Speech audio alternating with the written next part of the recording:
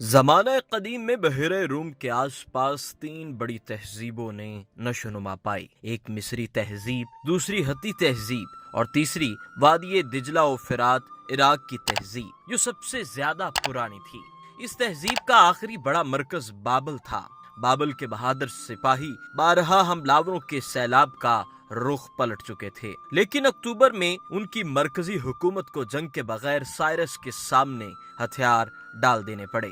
Cyrus نے media اور پارس کو متحد کر کے جس سلطنت کی بنیاد ڈالی، وہ اس تیزی سے ابھری کہ بابل کے بادشاہ نابونی دس کو اس کا صحیح اندازہ ہی نہ ہو سکا۔ ابتدا میں وہ خوش تھا کہ میڈیا کی بادشاہی ختم ہو گئی، جو مدت سے بابل کی دشمن چلی آتی تھی۔ اس کا خیال تھا کہ پارس کی نئی قوت کو ذک دنیا مشکل نہ ہوگا۔ اس نے مصر، لیڈیا، اسپارٹا وغیرہ کو ملا کر مقابلے کے لیے ایک متحدہ محاذ بھی قائم کر لیا تھا، لیکن متحدہ ایرانی قبائل نے بابل کے تمام حلیفوں کو آنن فانن تتر بتر کر ڈالا۔ سائرس نے پہلے لیڈیا کو فتح کیا، پھر بحیرہ روم کے کنارے کی تمام یونانی نو آبادیاں لے لیں۔ نابونی دس نے بھی بابل کے شمال میں شکست فاش کھائی۔ اس کے بعد بابل والوں کے لیے مقابلے کا سوال ہی باقی نہ رہا، چنانچہ انہوں نے دب کر سیروس کی اطاعت قبول کر لی۔ بے شک قتل و آتش زنی کے وہ واقعات پیش نہ آئے جو 150 سال قبل نینوا کے بادشاہ سناشرب کے ہاتھوں پیش آ چکے تھے۔ شہر تباہی سے محفوظ رہا، مگر اس کی عظمت ماضی کا افسانہ بن کر رہ گئی۔ اہل بابل بڑے ہوشیار اور ذہین لوگ تھے، ان کے فنون لطیفہ کا اثر مصر تک پہنچا۔ اہل بابل بڑے ہوشیار اور ذہین لوگ تھے، ان کے فنون لطیفہ کا اثر مصر تک پہنچا۔ علم ہندسہ میں ان کے کمالات اعلیٰ درجہ کی قلعہ بندیوں اور آبپاشی کے وسیع سلسلوں میں نمایاں تھے۔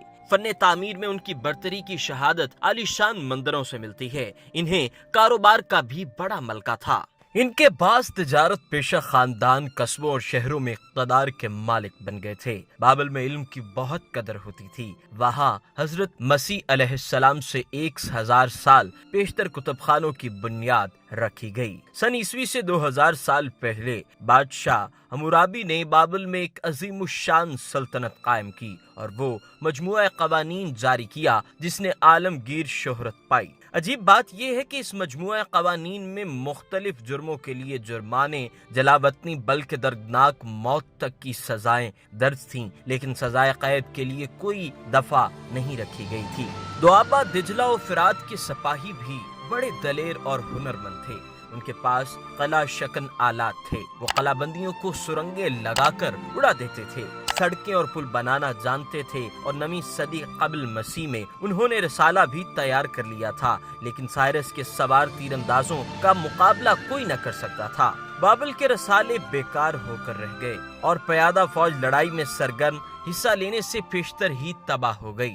بابل کے علاوہ سائرس نے شام، فلسطین، مشرقی ایران، قبرص اور ایشیائے قچک کے آس پاس کے تمام یونانی جزیرے مسخر کر رکھ لیے۔ بابل کے علاوہ سائرس نے شام، فلسطین، مشرقی ایران، قبرص اور ایشیائے قچک کے آس پاس کے تمام یونانی جزیرے مسخر کر لیے، چنانچہ دنیا کے تمام مہذب ممالک اس کے باج گزار بن چکے تھے۔ اولوں کی طرح تیر برسانے اور آندھی کے مانند تیز چلنے والے سواروں نے ایک روشن دماغ سپہ سالار کی ماتحتی میں اس سلطنت کی طرح ڈالی جو اس دنیا میں غالباً پہلی شہنشاہی تھی۔ ناظرین یاد رکھنا چاہیے کہ اہل